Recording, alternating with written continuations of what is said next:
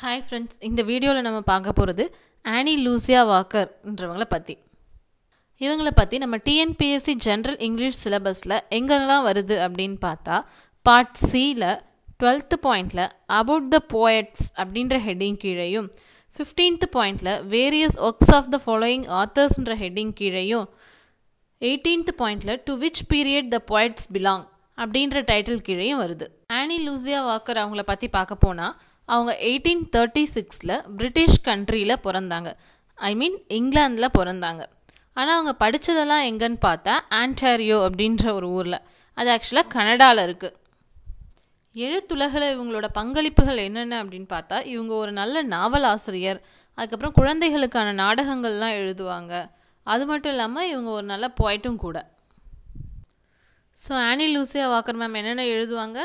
Novels, children's playwrights and poems. So இவங்க படித்த ஆன்டாரியோன்ற ஊரில் இவங்க ஒரு ஸ்கூலை லேடிஸ்க்காக நடத்திட்டு வந்தாங்க. ஆக்சுவலாக இவங்க இந்த ஸ்கூலை இவங்க சிஸ்டர்ஸோடு சேர்ந்து நடத்திட்டு இருந்தாங்க. ஃபஸ்ட்டு இவங்க எழுதின போயம்ஸ் எல்லாம் நியூஸ் பேப்பர்ஸில் தான் பப்ளிஷ் பண்ணிகிட்டு இருந்தாங்க. அதுக்கப்புறம் 1861 to 62ல் தான் இவங்க எழுதின போயம்ஸ் எல்லாத்தையும் லீவ்ஸ் ஃப்ரம் த பேக்வுட்ஸ் அப்படின்னு சொல்லி ஒரு புக்காக கலெக்ட் பண்ணி கம்பைல் பண்ணாங்க. அப்புறம் கொஞ்ச நாளைக்கு பிறகு இவங்க இங்கிலாந்துக்கே ரிட்டர்ன் ஆயிட்டாங்க. ஏன்னா அவங்க கசின்காக ஒர்க் பண்ணுறதுக்காக. ஸோ இவங்களோட மேரிட் நேம் என்னென்னா ஹாரி காகில். இந்த ஹாரி காகில்ன்ற நேமில் இவங்க எழுதின போயம் எல்லாத்தையும் கலெக்ட் பண்ணி oak and maple English and Canadian verses அப்படின்ற பேரில் ஒரு புக்காக வெளியிட்டாங்க. மார்கரெட் ஒலிஃபண்ட்ன்ற ஒரு ஃபேமஸான நாவலிஸ்ட் இவங்களோட ஆட்டோபயோகிராஃபி அண்ட் லெட்டர்ஸ்ன்ற புக்கை எடிட் பண்ணாங்க. எப்போனா 1899ல். ஆனி லூசியா வாக்கர் 1907ல் இறந்துட்டாங்க. ஸோ இவங்களோட பீரியட் அப்படின்னு கொஸ்டின் கேட்டால் நம்ம என்ன ஆன்சர் பண்ணணும்னா 1836 to 1907 அப்படின்னு சொல்லிட்டு தான் ஆன்சர் பண்ணணும். அதர்வைஸ் இந்த 18 to 19 மாடர்ன் ஏஜ் அப்படின்னு சொல்லுவாங்க. ஸோ உங்களுக்கு ஆன்சர் ஆப்ஷனில் இயர் கொடுத்துருந்தா 1836 to 1907 சூஸ் பண்ணுங்கள். அதர்வைஸ் மாடர்ன் ஏஜ்ன்ற ஆப்ஷன் இருந்ததுன்னா மாடர்ன் ஏஜ் சூஸ் பண்ணுங்கள். ஸோ ஆனி லூசியா வாக்கர் மேமோட வேரியஸ் ஒர்க்ஸ் அப்படின்னு பார்த்தா ஃபஸ்ட்டு இம்பார்ட்டண்ட்டாக 3 ஒர்க்ஸ் தான் சொல்லணும்.